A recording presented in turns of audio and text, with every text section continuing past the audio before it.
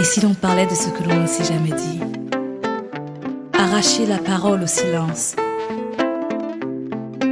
Alors que le soleil se lève sur le jardin de mes peurs, de l'ignorance. Illuminer les coins obscurs du labyrinthe de ma liberté. Si maman m'avait dit. Bonjour amis du jour, bonsoir amis du soir, c'est Diane Audrey, bienvenue sur mon podcast Si maman m'avait dit. Quel bonheur de pouvoir redire ces quelques mots. Alors Si maman m'avait dit, c'est un podcast qui nous invite à nous découvrir et à nous connecter à l'essentiel. Et comme vous le savez si bien, nous avons tous eu ce petit moment où on aurait aimé que maman nous dise ce petit quelque chose. Alors c'est vrai qu'on n'a pas été là pendant un petit moment, j'ai vu vos messages, vos commentaires, Herman aussi d'ailleurs. Mais nous sommes de retour et on espère être encore là pour un bon moment. Si on est là, c'est parce que l'ONG Free Press Unlimited nous accompagnera ou a choisi de nous accompagner pour les 8 derniers épisodes de la saison 2. Et oui, nous avons enfin le sponsor qu'on attendait et qu'on cherchait. Cette ONG souhaite en tout cas à sa manière participer à la réponse de l'Afrique face au Covid-19. De ce fait, nous vous raconterons toujours les mêmes histoires, rien ne change, juste un petit bonus, un petit cadeau, un échange entre Herman, mon collaborateur, la personne qu'on voit pas souvent ou qu'on n'entend pas souvent, mais qui est vraiment là, avec le docteur Steve Moukam, toujours sur le Covid-19. Donc voilà. Et pour rappel, avant de commencer cet épisode, vous pouvez soutenir le podcast sur la plateforme Tipeee en tapant dans la barre de recherche Si maman m'avait dit, mais pas de panique, je partagerai le lien comme à mon habitude dans la présentation. Je profite pour vous rappeler que le podcast est disponible sur toutes les plateformes, Google, Spotify, Apple ou encore qui nous héberge. Aujourd'hui, mon invité est Lydie et je suis trop contente parce que Lydie, je ne la connais pas, mais c'est mon invitée. Elle signe aussi le retour aussi du podcast. En même temps, elle est aussi elle vit à Yaoundé. Elle teste aussi le nouveau matériel qu'on a. Donc, c'est une invitée qui signe un renouveau du podcast. Bonjour Lydie. Bonjour Diane Audrey. Alors, comment ça va? Très bien. Alors, tu connais la première question que je pose à chacun ou à chacune des invités qu'on reçoit ici, c'est qu'est-ce que tu aurais aimé que ta maman te dise? Moi, très sincèrement, j'aurais juste aimé que ma mère me dise qu'un jour elle serait plus là pour m'aider à être la femme que je suis supposée devenir et que j'estime ne pas encore être. Alors, à quel moment tu t'es dit ça? Dès le jour où elle est partie, j'ai compris que j'étais pas prête à être toute seule. C'était pas le moment, selon moi, qu'elle me lâche, quoi. C'était pas vraiment le bon moment. Ta maman est partie, c'est-à-dire? Elle est décédée en 2012.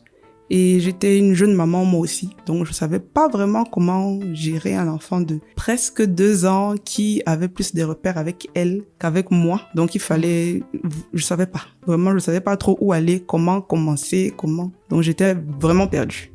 Alors ta maman est décédée, tu avais quel âge? J'avais 22 ans. Et comment tu as vécu? Comment tu apprends les nouvelles? Elle décède de quoi? Déjà, j'apprends la nouvelle très mal parce que je suis en plein stage. Et une de mes aînées qui est à l'étranger m'appelle pour me dire condoléances. Donc, elle était décédée, mais personne n'avait su comment me le dire. Parce que c'est moi qui étais avec elle à l'hôpital tout le temps. Et là, j'étais juste allée, j'avais prévu aller à ma pause en plus. Je crois que c'est ça qui m'a en plus énervée. J'avais prévu aller la voir à l'hôpital à l'heure de ma pause et puis je sais plus trop, quelque chose m'a retenu, je suis pas allée. Et je devais y aller avec des amis à moi. Et ma grande sœur m'appelle, elle me dit mes condoléances et tout. Je dis ok. En fait, j'ai dit ok, elle m'a dit ok, comment tu tiens? Je dis oui, je tiens. Mais je tiens quoi en fait? Et j'ai seulement entendu ah merde, elle a raccroché. Et puis j'ai dit mais c'est quoi en fait? Et en fait, la petite sœur de ma maman, je travaillais dans sa boîte. Elle avait prévenu tout mon service de ne pas me dire et que si j'apprends la nouvelle, qu'on trouve un moyen de me canaliser. Donc, en voyant ma réaction, les gens ont compris qu'il doit y avoir quelque chose qui est pas très normal. Et du coup, en me tournant, j'ai vu les visages, j'ai dit quoi? Et on m'a dit, non, Lydie, tu sais, ta maman est décédée. J'ai dit, pardon. Donc, le temps de prendre mes affaires et de m'en aller, tous ceux qui essayaient de m'arrêter en route, ça ne marchait pas, je bousculais tout le monde pour aller directement à l'hôpital et c'est là-bas où je voulais en fait constater que est-ce que c'est vrai ou c'est pas vrai. Tout ce que j'avais fait, c'est appeler mon frère et lui donner l'ultimatum que vous ne la mettez pas à la morgue sans que je n'arrive. Je dois vérifier de mes propres yeux. Parce que pour moi, c'était pas possible, en fait, qu'elle soit partie. Elle était malade, elle avait un cancer du col. Et ça me faisait rire parce que je lui disais, comment tu as fait pour garder un stérilet aussi longtemps sans faire de visite. Et bon. Après, tu te rends compte qu'on est en Afrique noire, malheureusement, il y a des réflexes qu'on n'a pas forcément. Donc, on a détecté tard et le temps de faire des chimios et tout, elle ne supportait pas la chimio. Donc, ça a été un peu plus compliqué à gérer. Est-ce que tu te souviens du moment où tu prends certainement ce taxi? Tu arrives à l'hôpital, on est où? On est à Yaoundé ou on est à Douala? On est à Yaoundé. Est-ce que tu peux nous raconter ça? Parce que finalement, c'est le point de départ de cette vie, de cette histoire que tu vas nous raconter aujourd'hui. Oui. En fait, bon, je descends et je prends le taxi. Je dis juste taxi course. En fait, je voulais une course. Je voulais juste aller, pas prendre le temps de taxi tel non. Je voulais juste partir. Et le monsieur me dit, j'ai un passager. Je dis, c'est pas grave, allons-y. Et moi, je quittais de Mtn. Et pour aller à l'hôpital général, en fait, on passe par chez moi. Et je me suis souvenu en chemin que, ah mince, j'ai 2 de mes amis qui voulaient venir voir maman. Donc, j'appelle l'un pour lui dire qu'écoute, laisse tomber, maman est morte. Il dit quoi? Donc, le temps que je le raccroche, il appelle l'autre qui était déjà à la maison, qui sonnait. Et lui, il me rappelle, il me dit, ok, je t'attends en route, prends-moi, on y va ensemble. Et je dis souvent que Dieu sait faire ces choses parce que heureusement qu'il était là, j'étais tellement perdue. Je crois qu'on serait arrivé à l'hôpital, on aurait dépassé. J'aurais même pas su. Donc, on arrive à l'hôpital. Je me suis d'ailleurs bien engueulée avec le vigile qui voulait pas que j'entre parce que c'était pas l'heure des visites. J'ai juste eu le temps d'appeler mon frère qui est venu et qui lui a dit non, notre mère est morte. Le monsieur, j'ai vu le malaise sur son visage et tout. On est passé, on est descendu, on est juste allé à la morgue en fait. Et je sais qu'en y allant, j'avais de plus en plus mal parce que la morgue de l'hôpital général est à côté de la salle de don de sang. Et que ça faisait même pas 2 mois qu'on y était pour donner du sang pour maman. Donc ça m'a vraiment... Et je me suis dit, mais en fait, la vie, c'est un claquement de doigts, quoi.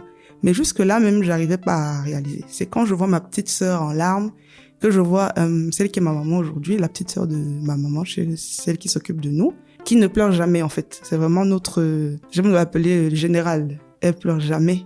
Mais là, je l'ai vu. Dès qu'elle m'a vue, elle est partie. Elle voulait pas me voir pleurer. J'ai juste trouvé ma maman là. On a attendu que j'arrive avant de la mettre dans la glace et tout. Et je me souviens que j'ai fait un truc très bête. Parce que je voulais la soulever, en fait. Je lui disais que, mais tu peux pas. Il faut te réveiller, s'il te plaît.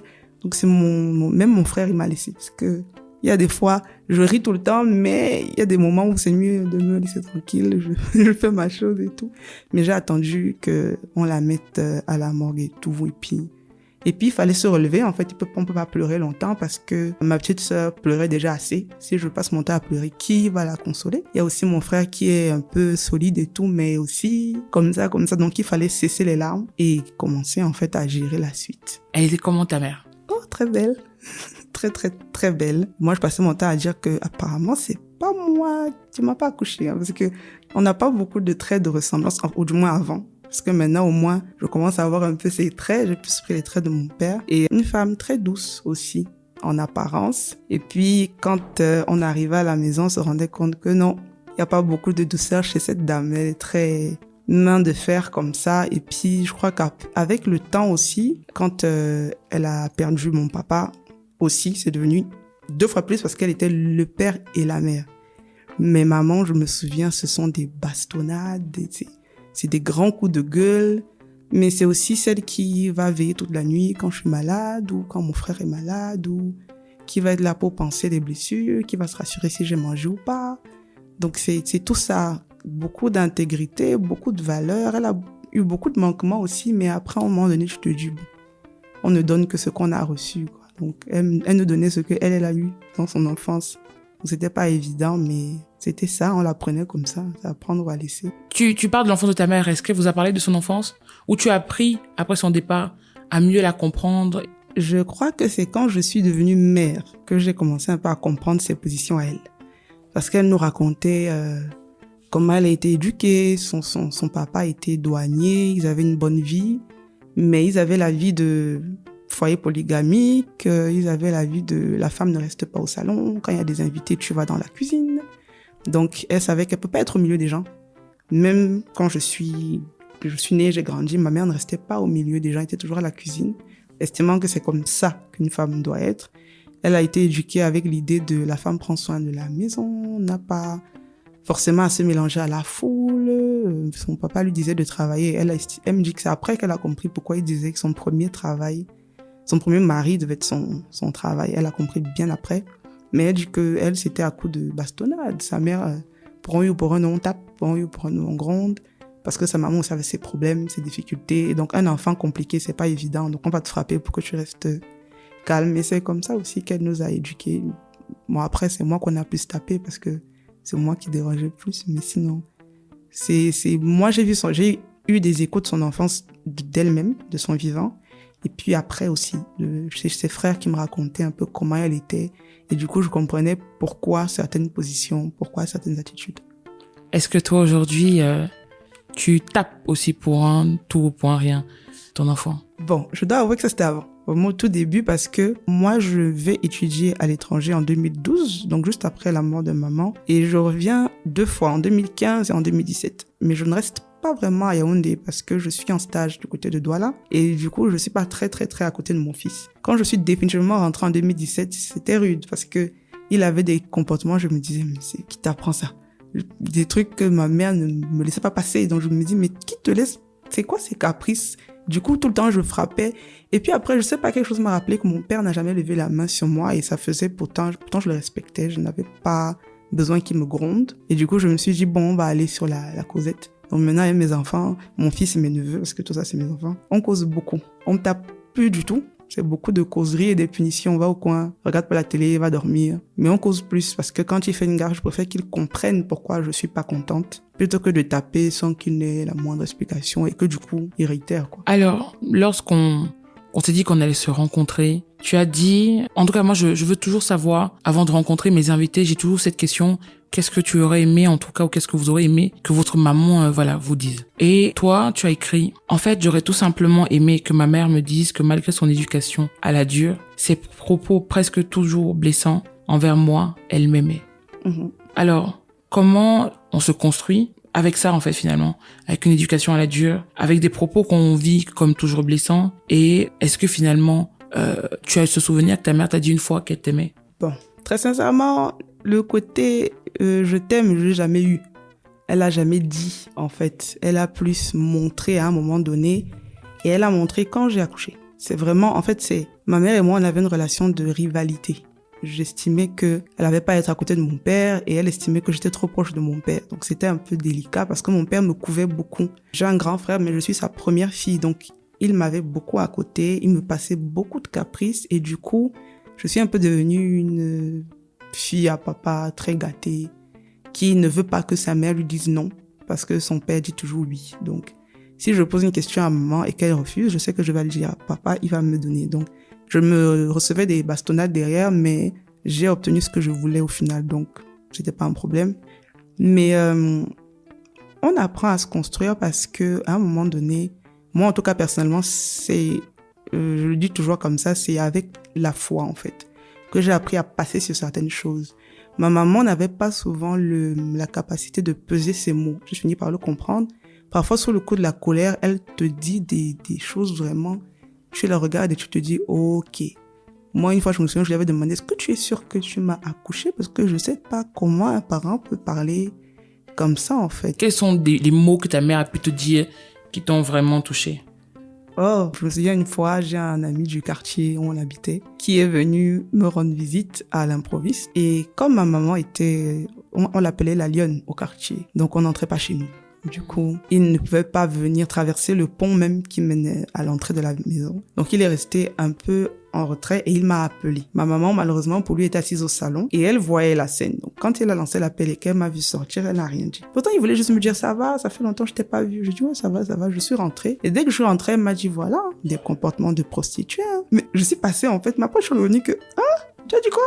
Elle me dit, oui, si ton père était en vie. Je dis, mais si mon père était en vie, tu n'aurais pas dit ce que tu viens de dire. Parce que je ne vois pas le rapport entre aller saluer un ami et la prostitution. Où il est où le lien? Mais en fait, c'est des petits mots comme ça, des petits mots.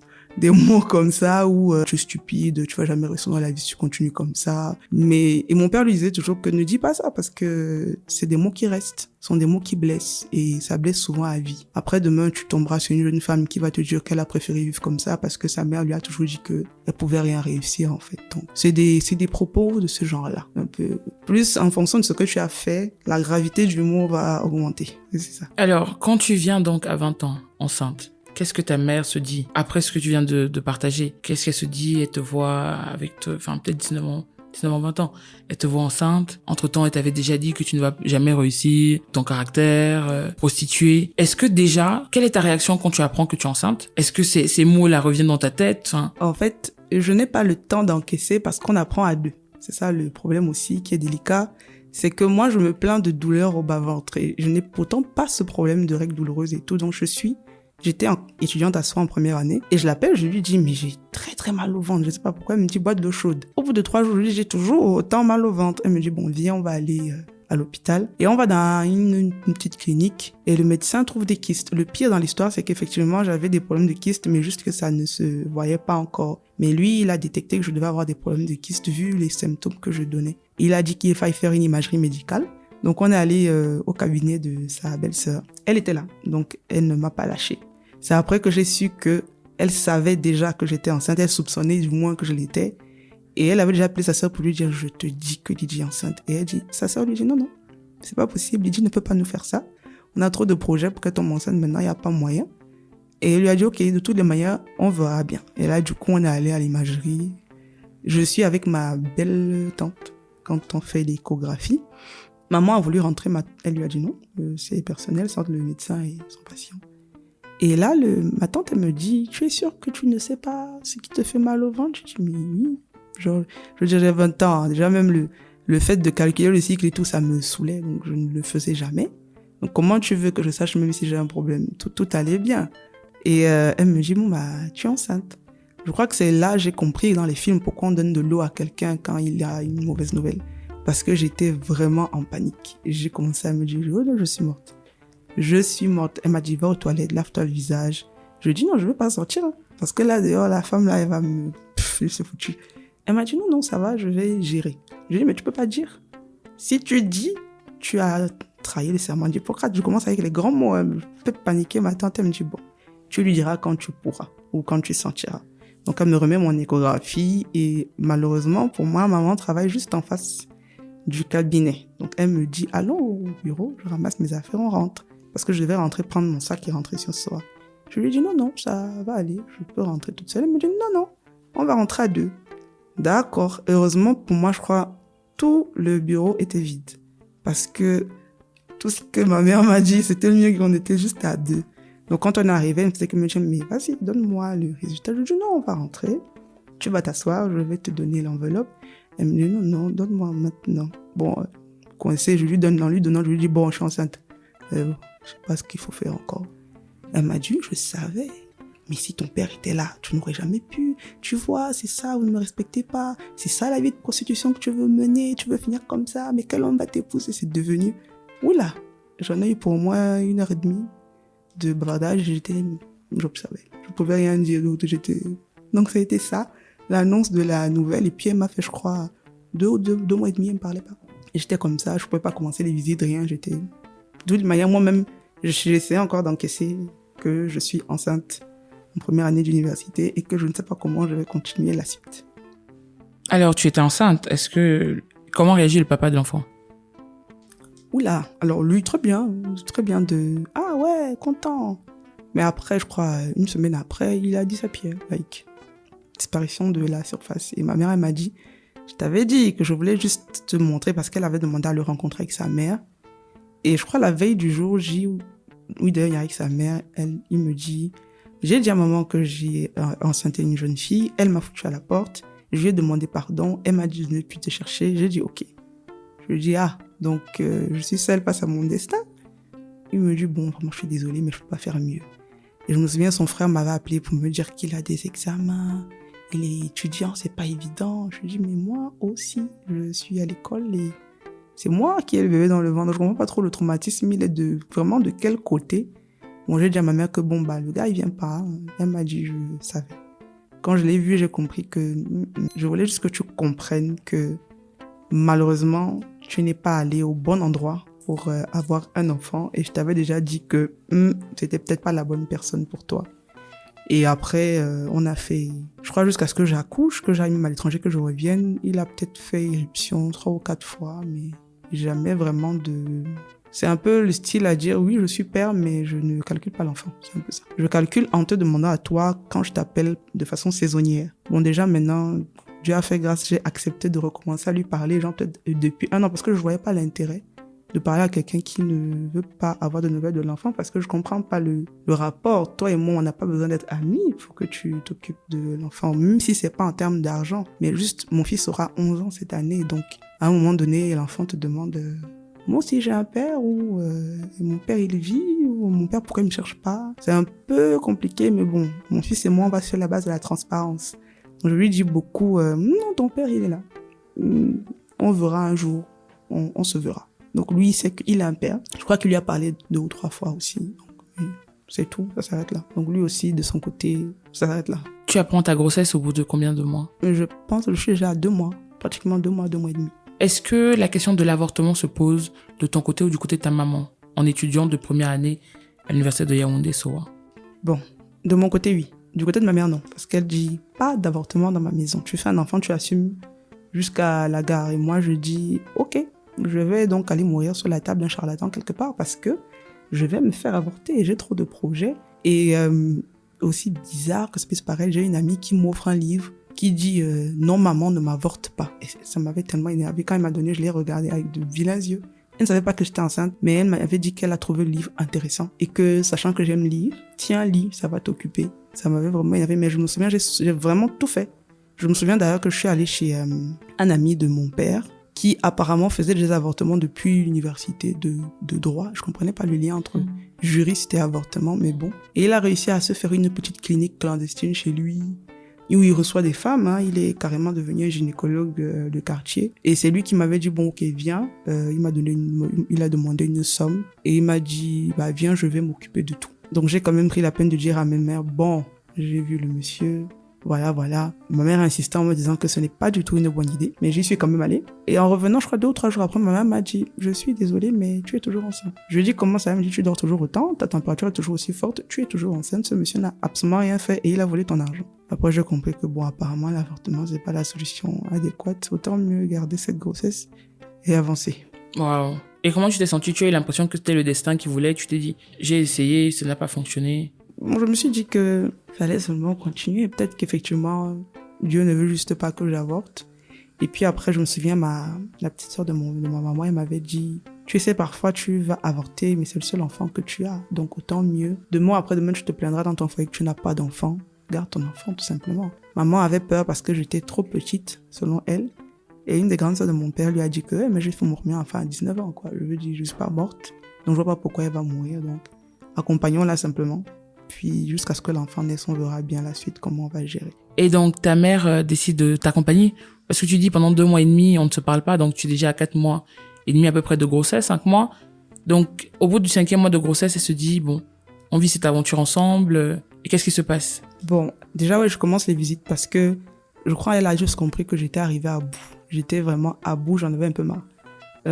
Mon frère et moi, et ma sœur et moi, on a chacun, avec l'un et l'autre, une relation totalement différente. Mon frère est le plus proche de ma sœur et de moi. C'est-à-dire que lui, il n'aura jamais de problème avec ni moi, ni elle. Moi, j'aurais toujours des disputes avec ma sœur, des mésententes. Mais mon frère, c'est vraiment de la même manière que j'aime ma sœur, mais mon frère, je lui raconte un peu tout. Et il avait été très blessé, parce que lui, il était en Gaoundéré. Il avait été blessé que je ne lui ai pas dit que j'étais enceinte. Il a été fâché que j'ai voulu avorter. Et donc, il ne m'adressait pas non plus la parole. C'est-à-dire que dans la maison, on était 4. 2 ne me parlent pas. Et la seule personne avec laquelle je ne suis pas supposée trop m'entendre, c'est-à-dire ma petite sœur, c'est elle qui est là tout le temps. Et qui dit aux autres, c'est pas sympa. Parce que vous voyez déjà qu'elle n'est pas très bien. Vous continuez. Mon frère, c'était au niveau aussi, genre dans une pièce, il sort. C'était vraiment compliqué. Et puis un jour, ça m'a juste énervé. Je lui ai dit, tu sais quoi? Ne me parle plus. Ne nous parlons plus. La vie ira tout aussi bien. Je vais quand même continuer de vivre. Tu vas continuer de vivre, donc ça va. Et donc, je dépérissais un peu. Ma mère se rendait compte que je perdais du poids. Je ne dormais pas, je passais mes nuits à pleurer. Le matin, je me réveillais les yeux enflés. Puis un jour, elle m'a dit, tu as mangé? J'ai dit non. Elle m'a dit, va manger. C'est comme ça qu'on a commencé à se parler. Après, elle m'a dit, on va aller à l'hôpital. Parce que tu es déjà à 4 mois quand même, il faut les visites. C'est là on a commencé les visites chez les sages-femmes. Après, elle a dit, non. Bon, c'est quand même mon premier petit-fils. Faut que tu ailles chez un spécialiste. Et puis, on m'a emmené chez la gynéco. Mais sinon, j'ai commencé chez les sages-femmes. Et puis après, c'était maman qui se levait à 3 heures, qui va aller réserver ma place à l'hôpital pour que je sois au moins la 2e personne à être reçue, qui va se rassurer que j'ai mangé, est-ce que que je ne dois pas porter de charge lourde parce que j'ai une grossesse un peu délicate, je peux pas porter de choses lourdes et tout. Elle se rassure que non, je ne porte pas trop de choses. Quand je dois aller à l'école, elle va tenir mon sac et ma bouteille d'eau pour le mettre dans le taxi. C'était quand même drôle. Les envies de la nuit, c'est elle qui se lève avec moi, on va chercher du museau, du poisson. Donc vraiment, ma mère, elle a été... À partir du moment où elle a juste dit, OK, il faut qu'on avance. Elle est devenue le père de l'enfant, ma mère, mon père, ma copine. C'est là où on a commencé à se parler, même à se raconter un peu des histoires. Elle m'a fait déloger de mon lit pour que je dorme sur le sien parce qu'elle voulait se rassurer que je respire bien la nuit, que je ne me suis pas couchée sur le ventre, Donc tout a changé en fait. À partir du moment où elle m'a juste dit, OK, tu es enceinte, on va avancer. Alors, tout à l'heure, tu disais, maman est partie, elle m'a pas dit assez de choses parce que même l'éducation de ton fils, tu as eu l'impression que les 2 premières années, elle a été une maman de relais pour te permettre toi aussi de continuer ton chemin. C'est quoi en fait quel a été ton rôle, sa relation avec ton fils durant ces 2 années après ta grossesse et qu'est-ce que tu faisais entre guillemets pendant ce temps?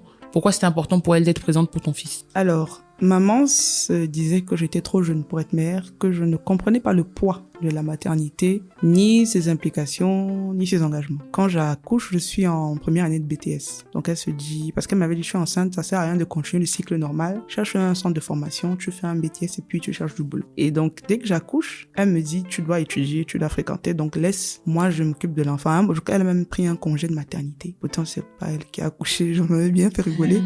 Elle est restée à la maison pratiquement 1 mois et demi, à porter le bébé, je vais à l'école, elle reste avec lui, elle le lange. Et elle me disait en fait que tu as le droit de vivre ta vie.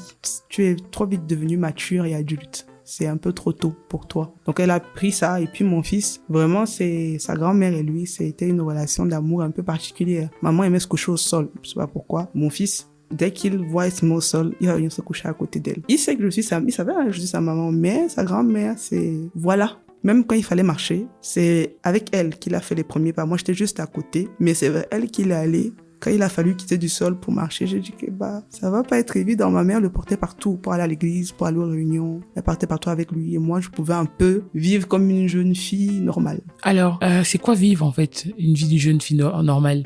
Vivre une vie de jeune fille normale, c'était pouvoir continuer de sortir avec mes amis, pouvoir aller en boîte. Bon, quoique j'aime pas la boîte, mais bon. C'était des snacks, on passait beaucoup de temps dans les petits coins, les petits pubs et tout, on rigole. Tu peux rentrer à 23h, minuit, 1h. Mais même là, en fait, parce que quand je rentrais de l'école à 18h, dès que j'entrais, mon fils, il veut plus personne. Hein. C'est moi. Donc là, ma mère me dit, je porte ton paquet. Hein. Je l'ai porté toute la journée. Il est 18h, tu rentres de l'école, tu t'en occupes. Même quand je devais sortir à partir de 22h, elle m'appelle que ton fils s'est réveillé. Je pense qu'il est peut-être temps que tu rentres à la maison. Donc même cette vie de sortie, rigolade, de rencontre avec des amis, les chill et tout, je peux pas dire que j'ai vraiment pu profiter. Moi, je dis souvent aux gens que j'ai dû mettre cette vie-là en stand-by pour d'abord être une maman. Et après, quand je suis partie à l'étranger, là, j'ai pu vivre une vie je peux aller dormir chez tel ami là-bas, je peux aller au ciné sans me déranger que est-ce que l'enfant il a mangé, est-ce qu'il s'est habillé, est-ce que... Donc, c'était ça en fait. Moi, dans ma tête, cette vie-là, j'estimais que je l'avais pas assez vécue. J'en avais pas assez profité. Je venais d'arriver à l'université. Donc, je me suis dit, tout ce que mes amis font, j'aimerais bien aussi faire. Parce que je suis devenue mère, est-ce que ça veut dire que tout doit s'arrêter? Et quand j'ai fait part de cette préoccupation à ma mère, c'est pour ça, en fait, elle avait pris l'enfant. Elle me disait, OK, vis alors, comme tu veux vivre. Moi, je veux pas que l'enfant soit ballotté entre aujourd'hui tu es là, demain tu as disparu et après tu reviens. Autant mieux, il sait que il a sa petite grand-mère à côté qui s'en occupe comme si c'était elle la maman. Aujourd'hui, quel est le recul que tu as sur cette partie de ta vie, enfin, sur ton regard sur ta maman? Tu sais, tu dis, ma mère a eu des propos durs, ma mère a eu des propos blessants. Qu'est-ce qui s'est passé ces 10 dernières années, en fait, dans ta construction? Comment tu as pu dépasser ces mots? Comment tu t'es construit? Alors déjà, j'ai appris que les mots ne déterminent pas la personne que je suis. Déjà, il y a eu ça qui est venu en premier lieu. Comme je le disais, moi, c'est la foi qui m'a beaucoup aidée parce que quand, par exemple, des mots me revenaient en plein visage, je me disais, attends, ma Bible me dit que je suis une belle créature, donc quand elle me dit que je suis vilaine, pas grave. Si Dieu dit que je suis belle, c'est que je suis belle, c'est pas que la sagesse, je l'ai, l'intelligence, je l'ai, donc peu importe. C'est un peu comme ça que je suis passée dessus. Et après avoir essayé, ma seule solution que j'ai trouvée pour essayer de penser mes blessures, c'était de me mettre à la place de ma mère. dans l'éducation qu'elle a reçue à l'époque, je me suis dit que ça devait pas être très évident pour elle. Parce que son père était très violent et sa maman très douce. Ma mère a grandi entre deux parents violents. Donc, mon père, lui, s'était promis à... Ça me faisait toujours rire de dire, vous deux, vous avez été battus, mais vous deux, vous avez une façon différente d'amorcer les choses. Mon père qui dit qu'on l'a trop battu, alors pour lui, il est hors de question qu'il frappe ses enfants. Ma mère qui dit qu'on l'a trop battu, et donc ça veut dire que c'est comme ça qu'il faut éduquer les enfants, donc il faut frapper les enfants. Donc je me suis dit, tout part en fait de comment tu as été construit à la base. Et moi je me disais, je ne veux pas de ça en fait. Je ne veux pas, je voyais ma mère avec beaucoup de blessures aussi. Parce que quand on a commencé à grandir et qu'elle a commencé à pouvoir nous dire certaines choses, quand elle parlait de certaines histoires personnelles, tu voyais de la douleur, tu sentais que elle a eu mal. Telle expérience l'a blessée et c'est ça qui a conduit à telle attitude. Moi je lui disais toujours que je comprends ta peine, mais bon, reporter ça sur les autres, je vois pas en quoi est-ce que ça te soigne toi. Et du coup, aujourd'hui, moi, j'ai juste appris à faire le contraire. Je lui disais toujours que tout ce que je n'apprécie pas dans l'éducation que tu me donnes, je ne prends pas. Je prends ce que je trouve être bien et c'est ça que je vais donner autour de moi. Donc, ton caractère très dur, je le prends parce que c'est ça qui fait que tu t'affirmes partout où tu vas. Ton côté pas du tout flexible, je ne le veux pas. Je veux être un peu le genre qui peut dire, d'accord, tu as fait une gaffe, mais bon, on avance. Par contre, ma mère, c'est pas ça du tout. Donc, moi, je me suis juste bâtie en essayant de faire la moitié de la pomme. Je prends ce que je trouve être intéressant chez elle et le reste, je mets de côté en me disant que bon, c'est pas bénéfique pour moi. Ça a été destructeur pour elle, ça va pas m'amener quelque part non plus. Parce que ça a fait que maman soit une personne très solitaire. Elle n'avait pas beaucoup d'amis, elle n'avait même pas d'amis d'ailleurs. C'était ses sœurs, ses amis. Elle ne parlait pas aux gens, elle se sentait rejetée entre guillemets, alors qu'en fait non, c'est juste ton attitude qui fait que les gens préfèrent ne pas s'approcher de toi parce que tu donnes pas envie. Donc moi je me suis dit, je veux être une femme forte, mais ce style de force, je préfère une force un peu plus malléable, qui peut s'adapter partout où je vais. Je n'ai pas besoin, je sais pas, de me travestir, non, mais juste pouvoir être passe-partout, comme on dit un peu chez nous. Donc, du coup, c'est comme ça que moi, j'ai préféré me construire. Essayer d'aller avec ce qui était bénéfique pour moi. Passer au-dessus des injures et tout ça, parce que je me dis, après, c'est pas moi. Tu dis, mais bon, c'est des mots. Jusqu'après, il faut apprendre à se forger une carapace, même si elle semble, même si elle est fragile, en fait, parce que c'est des mots, ça blesse. Mais même si elle est fragile, de se dire, non, ça va pas m'atteindre et je dois avancer. Et donc, est-ce que sur ton parcours, qui a eu la figure maternelle, je pensais que tu as parlé de ta tante, est-ce que quand on perd sa maman tôt, toi, tu as eu le temps ou pas, en tout cas je sais pas si c'est la présence d'esprit ou en tout cas la force d'avoir un regard sur la vie de ta maman. Et d'une certaine manière, j'ai l'impression quand tu prends la parole de pardonner à ta maman sur les choses qu'elle a pu te dire, en te disant que finalement ça vient de son histoire aussi personnelle à elle. Est-ce que tu t'es imaginé la maman de tes rêves? Alors ça, beaucoup. À chaque fois que ma mère me tapait, je me disais, oula, ma vraie mère, je suis sûre qu'elle est pas comme ça. Je suis sûre qu'elle ressemble à ça ou ça, parce que dans mon idéal, ma mère, c'était un mélange de la plupart de mes tantes. Parce que moi, j'ai eu beaucoup de petites mamans de substitution. On allait beaucoup en vacances chez les sœurs de mon père, la sœur de ma maman. Et je prenais tout ce qui était bien chez elle. Et je disais, si maman pouvait avoir ça, si tu pouvais souvent écouter quand tes enfants te parlent. Si moi, un garçon me faisait la cour en route, je pouvais pas dire à ma mère, je vais aller dire à mon père. Parce que lui, il va me dire, ah d'accord, il t'a dit ça. Et tu as dit quoi alors? Je lui dis, moi, j'ai juste dit, ok, j'ai compris. Il me dit, oui, la prochaine fois qu'un garçon t'interpelle en route, tu lui dis bonjour, mais j'ai pas le temps. Mais si je disais ça à ma mère, ah donc tu parles aux hommes, bastonnade. Donc, je t'ai juste dit qu'un gars m'a dit bonjour en route. Je ne mérite pas une bastonnade, mais c'était ça. Mais moi, ma mère idéale, elle était douce, gentille, à l'écoute. Elle peut réprimander quand tu fais quelque chose de pas correct, mais pas tout le temps en train de gueuler. Ma mère, j'ai presque jamais entendu parler doucement. Presque jamais. Même pour te dire, est-ce que tu peux aller me prendre ça? Elle t'a grondé. C'était un peu drôle. Mais effectivement, j'ai eu ma tante qui a toujours été là en fait. Les sœurs de ma mère ont toujours été là. Depuis qu'on est tout petits, mes frères et moi. En tout temps. Elles étaient tout le temps à la maison.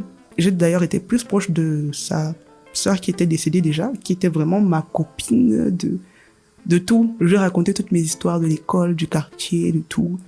Après, il y a celle avec qui je suis aujourd'hui, avec qui la cohabitation aussi a été difficile parce que je trouvais qu'elle ressemblait trop à ma mère. Trop difficile un peu. Mais après aussi, j'ai compris que, en fait, c'est le même passé, c'est le même passif. Donc après, tu marches comme elle veut, en affirmant ta personnalité, mais en respectant ses positions à elle. Et puis la vie, elle est simple. Mais est-ce que je me suis construite une maman dans ma tête. Ah ça oui, moi, dès quand ma mère me faisait un truc qui n'était pas positif, j'allais me confier à ma mère de substitution que j'avais créée dans ma tête. Et je lui disais, bah tu as vu, j'aurais bien aimé si tu étais là. Moi je disais aux gens, c'est pas ma mère là, c'est juste elle m'a adoptée. Et puis elle aussi dans la colère, une fois je lui ai dit ça, elle m'a dit oui. En sortant de la maternité, je t'ai ramassé dans une poubelle. Et j'ai dit voilà, j'avais dit que c'était pas toi ma mère, j'avais dit. Je disais ça à tout le monde, c'est pas ma mère. Mais après, on a commencé à assumer un peu que non, c'est ma mère, elle est dure mais bon. Ça reste ta mère. Ta mère, elle te disait, quand tu es tombée enceinte, mais comment tu vas faire? Tu vas peut-être pas te marier. I mean, 10 ans après, entre guillemets, où are you at? Est-ce que finalement tu es mariée? Est-ce que ça a été compliqué d'avoir une dating life après avoir eu un enfant? Qu'est-ce que tu peux en dire? Alors ça, je me souviens que je crois que tout le monde m'a dit ça. Ma grand-mère aussi, elle était mais Bombo, ça va pas être évident de te marier. Est-ce que tu ne penses pas qu'il faut que tu laisses l'enfant derrière comme ça? Tu pourras dire aux gens que tu n'as pas accouché, que c'est ton petit frère. Déjà, beaucoup de personnes pensent que c'est mon petit frère. C'est juste quand on voit la ressemblance qu'on se rend compte que mais il te ressemble quand même beaucoup, hein, ton petit frère, juste parce que c'est pas mon petit frère, c'est mon fils. Mais côté dating life, ça a été rude en fait parce que justement toute personne qui venait, parce que moi je refuse le côté de non c'est mon petit frère. Non, quand on se rencontre, on parle, après je dis mais de toutes les manières je parle toujours de mes enfants. Donc je dis toujours mes enfants, du coup tout le monde croit que j'en ai beaucoup et je les présente tous comme étant mes enfants et j'ai une ribambelle. Avant j'avais même 5-6 enfants derrière moi. Je me balade avec eux, je pars quand il faut aller au manège, je vais avec eux, fast food avec eux. Et du coup tout le monde a toujours cru que je suis mère d'une ribambelle de bébés. Mais quand on cause bien, je te dis non, j'ai un enfant. Et je me souviens beaucoup, à plusieurs reprises, où il fallait passer à une autre étape. Il y en a d'autres, c'est leur famille qui disait non, mais tu vas pas aller assumer un enfant qui n'est pas le tien. Du coup, tout s'arrête. D'autres qui te disent bon, mais quand même, quand on va se marier, tu vas laisser ton enfant derrière. Du coup, ça s'arrête. Donc, à un moment donné, je me suis dit, je crois que peut-être je vais finir avec quelqu'un qui a déjà un enfant. Parce que du coup, on part à égalité. Tu as un enfant, j'ai un enfant, la vie est belle.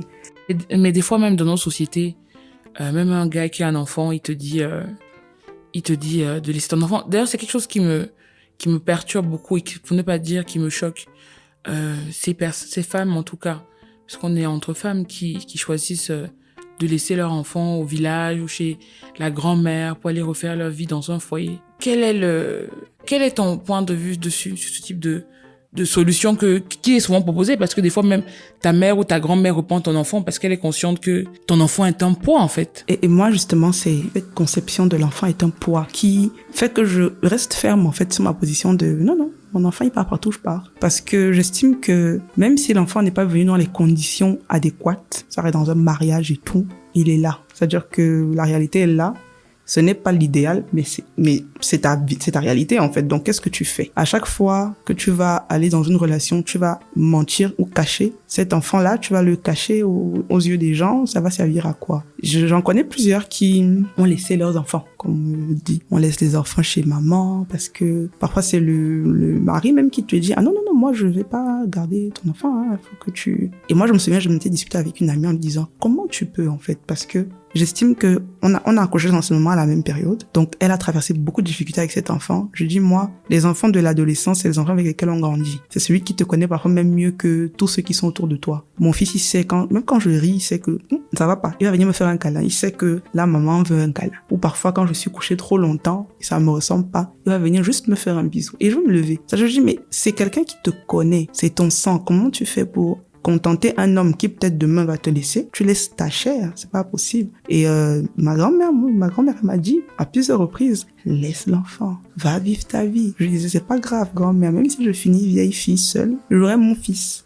Je vais l'aider à se marier, à devenir un homme. Puis moi, je ne vois pas où il est le problème. Après, j'ai arrêté d'être choquée par le fait que certaines femmes laissent leurs enfants parce que je me suis rendu compte que c'est culturel, malheureusement. C'est un peu normal, entre guillemets, chez nous, dans nos cultures. J'ai un peu bousculé avec d'autres nationalités. C'est pareil au Gabon, en RDC, en RCA. C'est les mêmes mentalités. Et je me suis dit, bon, ça veut dire que malheureusement, c'est la conception africaine de l'Afrique noire. Et c'est très triste, je trouve. Mais en tout cas, je vois de plus en plus de couples, de familles recomposées. Je pense que les mentalités sont en train d'évoluer. Est-ce que ces 10 dernières années, tu as eu peur? La peur d'être seule, la peur de finir, entre guillemets, comme on dit chez nous, vieille fille. Est-ce que tu as ressenti cette peur? Est-ce que tu la ressens toujours? Et comment tu la domptes? Il faut dire que je crois en fait qu'il y a une période par laquelle tout le monde, les hommes, je dis souvent à mon frère que les hommes, c'est à un âge souvent un peu plus tardif que nous les femmes. La femme, elle a son horloge biologique, là, à un moment donné, ça commence à devenir un peu, tu veux faire un autre enfant, mais en même temps, tu te dis, oui, mais je vais pas faire un enfant comme ça pour faire. Il faut bien que je sois un peu plus stable, il faut. Et je crois que quand je suis arrivée à 29 ans, un truc comme ça, je me disais, là quand même, ça devient un peu délicat. Parce qu'il y a toutes les relations que tu enchaînes, ça devient toujours un peu, ça capote à un moment donné. Et puis aussi, j'ai ce côté, non, on va pas se mettre en couple parce qu'il faut se mettre en couple. On prend le temps de s'observer. Et puis si je vois qu'il y a un bémol, je préfère ne pas me lancer. Du coup, depuis que je suis rentrée au pays, c'est pas comme si j'ai vraiment eu des relations, mais lesquels que je me souviens, j'ai eu un qui était super proche de mon fils et tout, qui aimait beaucoup mon fils. Je sais même plus c'était quoi la rue. Ah ouais, il y a eu des mésententes personnelles entre lui et moi qui ont fait qu'on n'a pas pu pousser. Mais lui aussi, il avait sa préoccupation de je ne travaille pas encore. Même si je veux t'épouser, je vais prendre soin de toi. Comment? On va pas aller vivre chez mon père, on va pas. Donc, lui, il était vraiment dans cette phase de je veux me construire, je veux me bâtir, mais je veux pas prendre une femme mettre chez moi et c'est papa qui s'en occupe. C'est pas possible. Mais honnêtement, l'affaire de finir vieille fille, c'est passé parce qu'après, je me suis dit, c'est pas moi qui détermine à quel moment je vais me marier. La vie est là. Je suis pas, si je dois finir comme ça va, hein. Moi, je suis pas trop dans la fatalité et tout ça là. Je suis pas dans le pessimisme du tout. J'estime que Dieu a un temps pour toutes choses et le temps qui conviendra pour que je me marierai. En attendant, on cherche à se bâtir, à stabiliser la situation professionnelle, à mettre un peu plus d'argent de côté, mieux gérer le petit, gérer sa vie au quotidien, essayer de faire plaisir à la maman, essayer de faire plaisir aux frères, aux sœurs. Pour moi, c'est le plus important, là, mener ma petite vie avec mon Dieu tranquille, on est deux. Puis je dis souvent à Dieu que de toutes les manières, après, si tu veux, c'est toi qui m'épouses. Quand tu sentiras que le mari doit venir, tu donnes, quoi. Sinon, j'ai juste appris à arrêter de me focaliser dessus parce que ça me déprimait même. Je perdais ma joie de vivre. Je me suis mise et c'est un sentiment que j'aime pas envier. Je n'aime vraiment pas. Si je vois une amie, non, mais on va bientôt venir faire la dot. Merde. Quand mon temps, quoi, c'est un peu... Et puis quand je me suis rendu compte que, il dit, mais c'est quoi ces pensées bizarres? Je dis non, ça va, on va vivre comme ça et puis on verra bien là où Dieu nous amène, on part. Alors c'est super intéressant ce que tu dis. Et ça me fait penser à 2 questions que j'ai encore pour toi parce que je vois un peu dans mon entourage. La peur de se mettre avec une personne et de faire un deuxième enfant de 2 pères différents et que ça capoute. Est-ce que c'est une peur qu'on a déjà un enfant et qu'on n'est pas dans une relation suivie? Ça, ce deuxième enfant d'un deuxième père différent qui peut partir. C'est une très grosse peur, en tout cas pour moi. Parce que j'ai des amis qui ont fait 2 enfants, 3 enfants, différents pères et tout. Mais je vois aussi comment c'est difficile pour elles. Parce que, par exemple, je me trouve avec 2 pères. Un père ne s'occupe pas de son enfant, l'autre s'occupe du sien. La frustration de l'un. Moi, j'ai par exemple une feu cousine. Ses filles ont ça, cette situation. Et la petite dernière est tellement frustrée parce que son père ne veut pas d'elle. Et elle voit comment le père de sa grande sœur est toujours là, toujours présent. Ma nièce aujourd'hui, elle a 16 ans. Et elle arrive à ce niveau, elle peut te dire, tata, c'est dur, hein. Tu vois comment l'autre, elle est bien, et puis toi, tu te dis, mais mon père est où? Et j'ai toujours refusé de donner cette instabilité aux enfants. Moi, je ne crois pas qu'ils méritent ça. Donc, faire un enfant, c'est bien, c'est très bien. Faire un enfant et rester avec le père jusqu'à ce que soit toi, soit lui, vous mourrez, c'est mieux. Parce que c'est un cadre, un enfant a besoin d'équilibre. Pas d'être ballotté de part et d'autre. Moi, j'ai pas grandi comme ça. J'ai grandi avec mon père et ma mère, là. Même quand il y a des problèmes, des chamailleries, ils sont là. Et ça me donnait une certaine sécurité. Ne serait-ce que psychologiquement parlant, j'étais bien, comme ça. Donc, je peux pas aller donner à un enfant un foyer éclaté. Pas possible pour moi. Donc, j'avais une deuxième question, comme je disais tout à l'heure. Il y a quelques années, j'avais lu un article du Monde sur toutes ces femmes qui avaient la trentaine, qui étaient célibataires, qui s'assumaient. Certaines disaient que quand tu as un enfant, les hommes te perçoivent comme quelqu'un de responsable. Donc, une personne qui est pas bien intentionnée aura peur de venir vers la femme qui a un enfant parce qu'il se dit que non, elle essaie de dire ce qu'elle veut, elle est déjà carrée. Moi, j'aimerais savoir si cela, pour toi, est vrai. Est-ce que ça s'applique vraiment? Et mon autre question, c'est, dans ce même article du Monde, et je le vois très bien, il y avait Edith Brou à l'époque qui avait été interviewée, ou Ami Kwame, il y avait des femmes dedans qui disaient, qui parlaient d'être second bureau. Donc aujourd'hui, il y a des femmes qui disaient, écoutez, moi je suis là, j'ai mon enfant, j'ai mon boulot. Les hommes disponibles ont peur. Moi, je choisis de me mettre avec quelqu'un qui a déjà une autre famille. Il m'apporte tout l'amour, tout le réconfort qu'un homme peut m'apporter. On n'aura peut-être pas d'enfants ensemble, mais en tout cas, je me sens heureuse et pleine. Quel est ton regard sur ces deux questions? Alors, effectivement, tout dépend de l'attitude concernant mère égale responsabilité. Parce qu'il y a plein de jeunes filles qui sont mères, mais qui ne sont pas responsables. Et aussi, même quand on dit que les hommes sont des éternels étourdis, ils le voient et ils le savent aussi. Je pense que le côté responsabilité et maternité vient du comportement de la femme en face. Par exemple, je ne me cache pas que je suis mère. Quand mon heure arrive, je te dis je dois rentrer parce que je dois coucher mes enfants. Je dois me rassurer qu'ils se sont brossés les dents, ils ont fait leurs devoirs. Quand par exemple avec le désormais Covid-19, les enfants ont dû faire, c'était 2020, ils sont restés à la maison. Mais je n'avais pas de vie, j'étais à la maison parce que c'était l'école en ligne. J'ai ma nièce que j'appelle ma fille aînée, elle est, tous mes enfants sont système anglophone. Elle était déjà au collège et elle devait faire ses examens, les cours. Il faut quelqu'un pour venir expliquer. Donc sa tata maman que je suis est là pour expliquer, tu vois ça veut dire ça veut dire ceci. Même pour les examens, je suis là, je donne les cours. Du coup, tous ceux qui me savaient que, ah non, tous ceux qui me connaissent savent qu'à partir de telle heure, Lydie n'est pas joignable. À partir de telle heure, tu peux l'appeler. À partir de telle ceci, parce que mon attitude te montrait que ma vie, c'est, oui, moi, mais c'est d'abord, moi je dis toujours entre ma vie, c'est mon Dieu, ma famille et moi. Ma famille, là, c'est mes enfants, mes frères, mes sœurs, mais mes enfants, c'est ma priorité. Je fonctionne en fonction d'eux. Si mon fils est malade, je ne sors pas de la maison.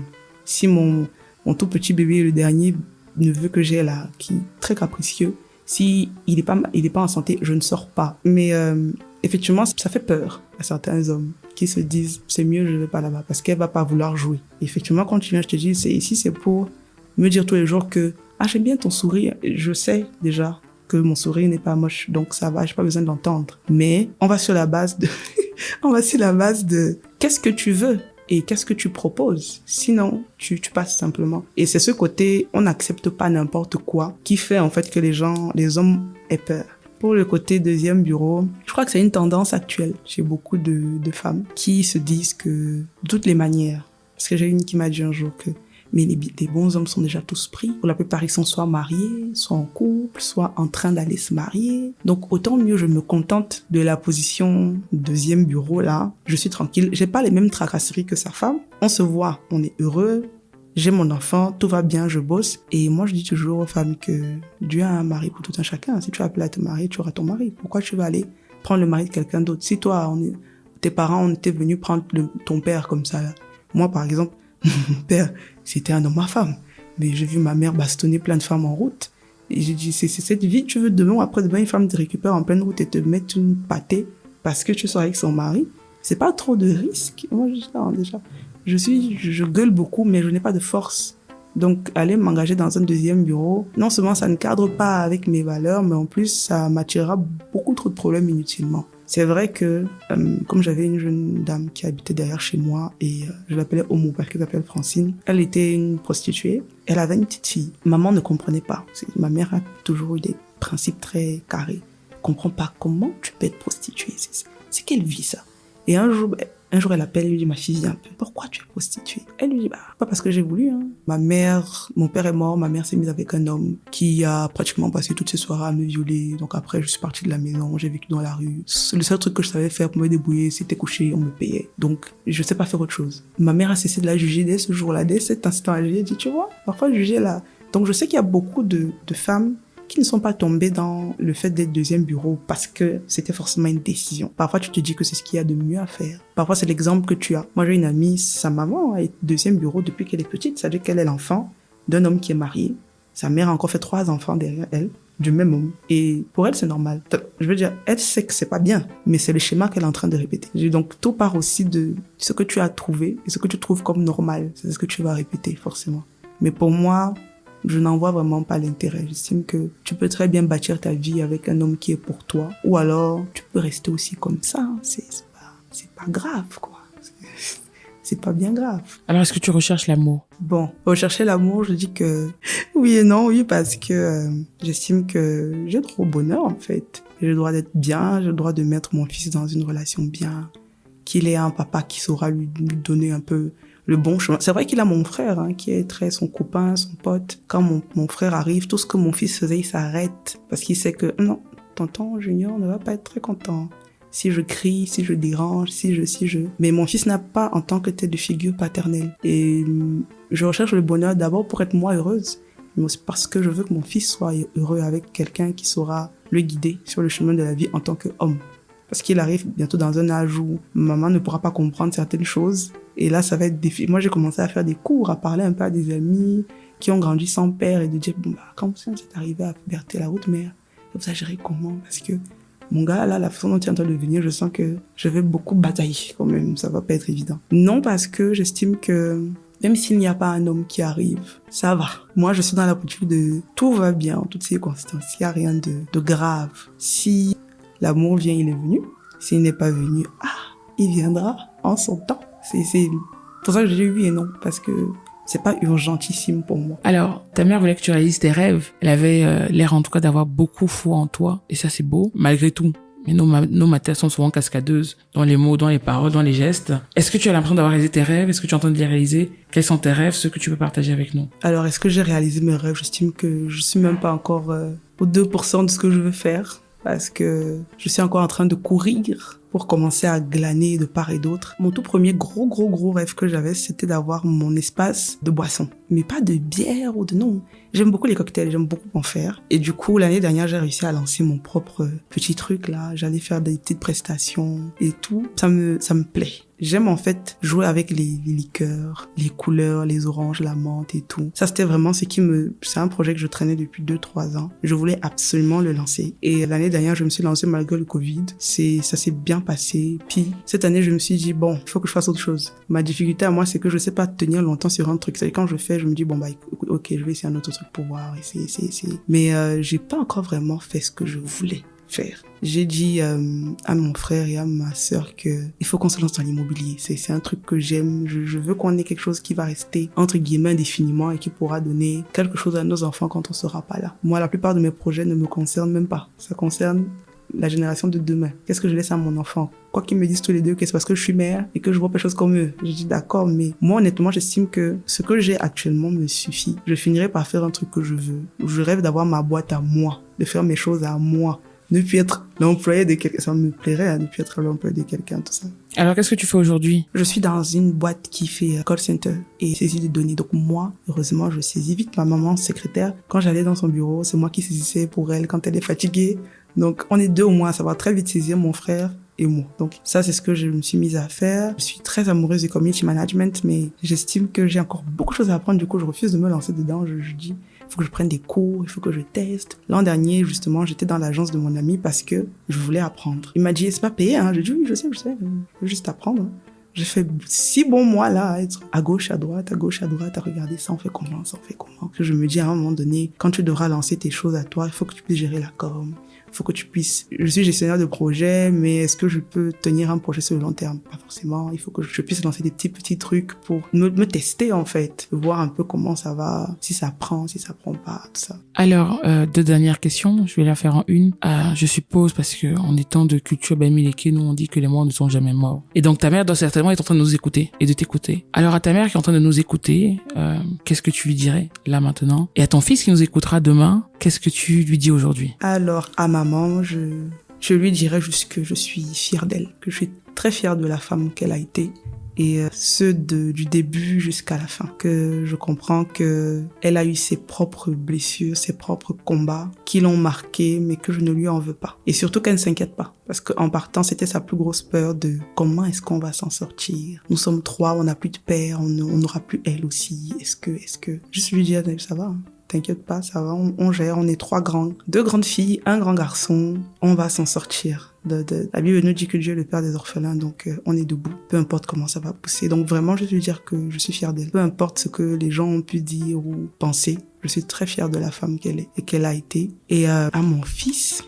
Mon fils, comme je me souvent dire, c'est ma vie, hein, Lui, je lui dis que peu importe ce qu'il fera, je serai toujours là. Que ce soit bien ou pas, qu'il sache que maman sera là en fait. Quand il va faire une gaffe, maman sera là, même si c'est avec des coups. Quand il va réaliser de bonnes choses, maman sera là. Et surtout, je vais toujours le féliciter, toujours. Peu importe qu'il va réaliser, que ça réussisse ou pas. Maman va toujours dire bravo, continue. Alors, ça c'est intéressant ce que tu as dit. Et je vais terminer là. Parce que qu'est-ce que tu fais avec ton fils que ta mère n'a pas fait avec toi et qui te semble être important? Et qu'est-ce que tu fais que ta maman a fait avec toi qui te semble être aussi important? Qu'est-ce que je fais avec mon fils que ma maman a fait avec moi et qui me semble important? Je joue beaucoup. Mes enfants savent qu'à la maison, pour jouer, faut chercher maman Didi.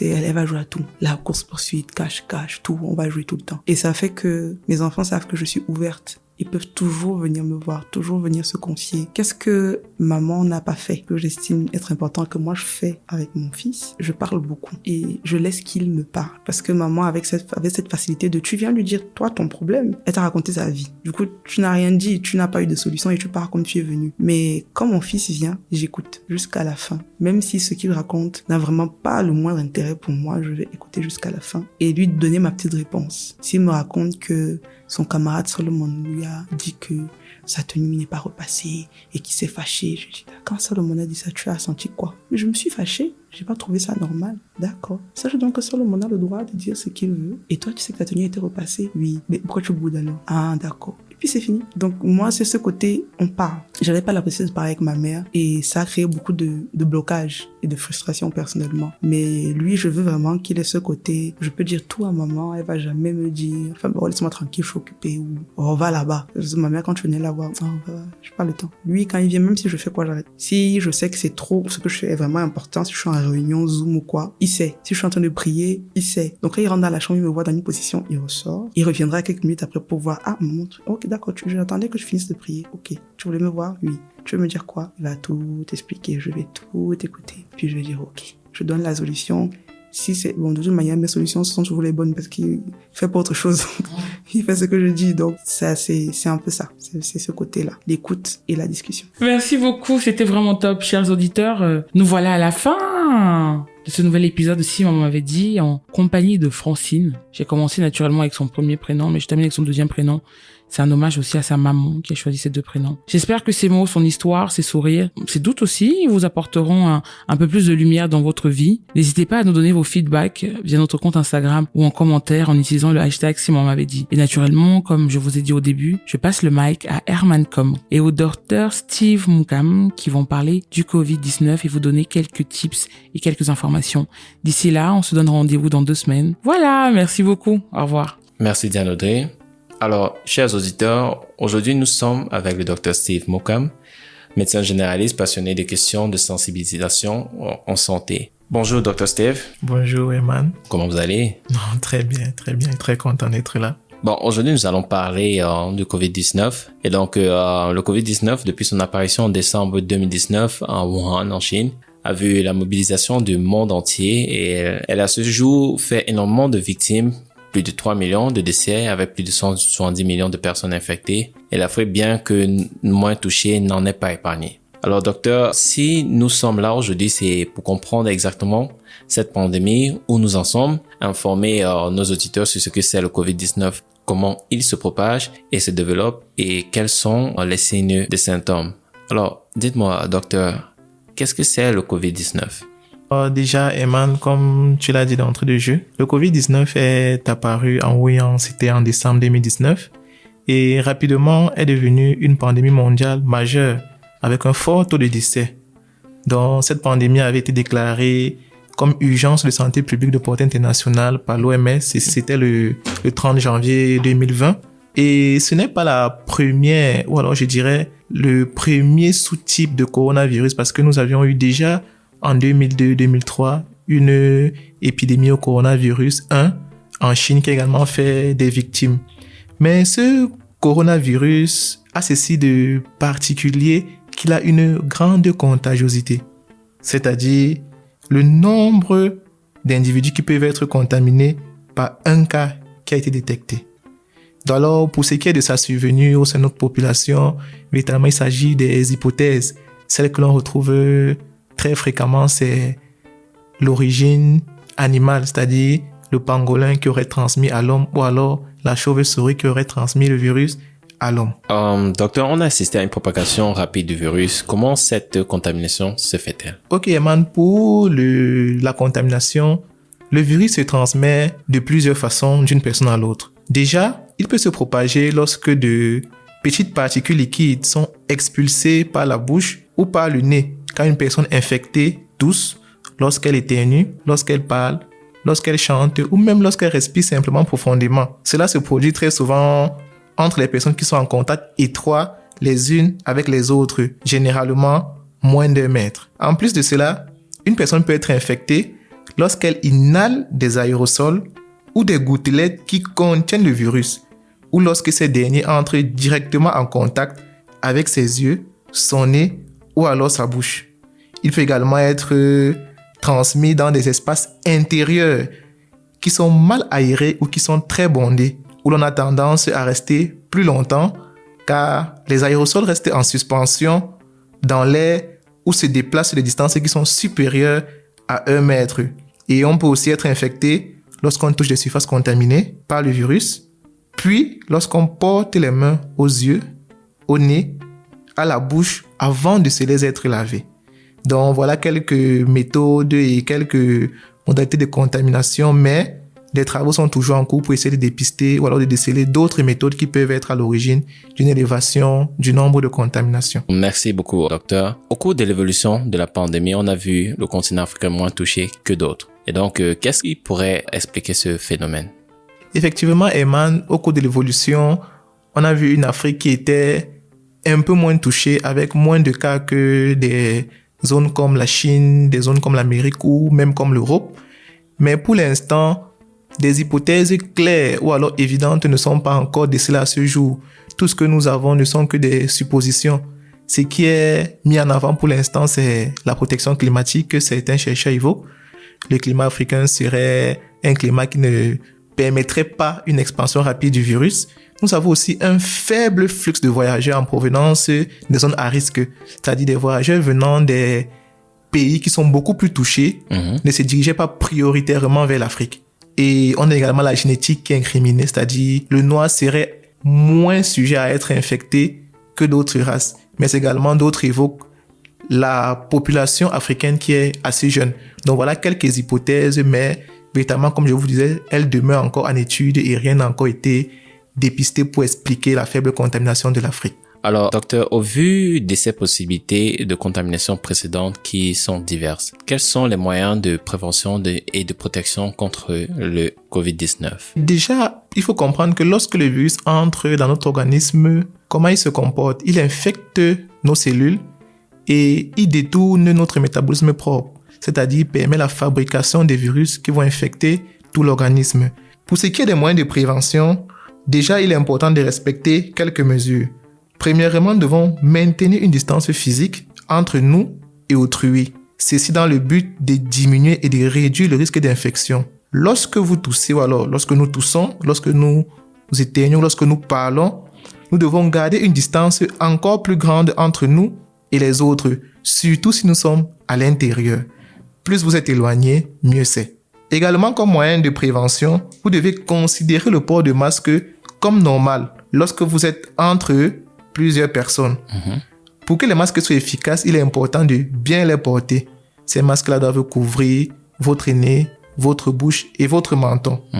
Vous devez également vous laver les mains avant de mettre votre masque et aussi laver les mains après l'avoir retiré. Assurez-vous toujours, comme je disais tout à l'heure, qu'il couvre le nez, la bouche et le menton. C'est très important. Autre méthode de prévention que nous recommandons, c'est d'éviter les espaces clos qui sont très fréquentés où vous serez en contact étroit avec d'autres personnes. Mais si vous êtes obligé de vous retrouver avec des personnes pour un événement quelconque, on recommande de privilégier les événements à l'extérieur pour ainsi avoir une meilleure aération, car à l'intérieur, cela favorise la propagation plus rapide du virus. Alors, merci Dr Steve pour tous ces éclaircissements sur ce que c'est le COVID-19. C'est moi qui vous remercie, Eman, pour l'invitation. Chers amis, nous vous donnons rendez-vous à la fin du prochain épisode de Si Maman m'avait dit pour savoir comment le virus infecte notre organisme et quels sont les signes et symptômes du COVID-19 avec notre partenaire Free Press Unlimited.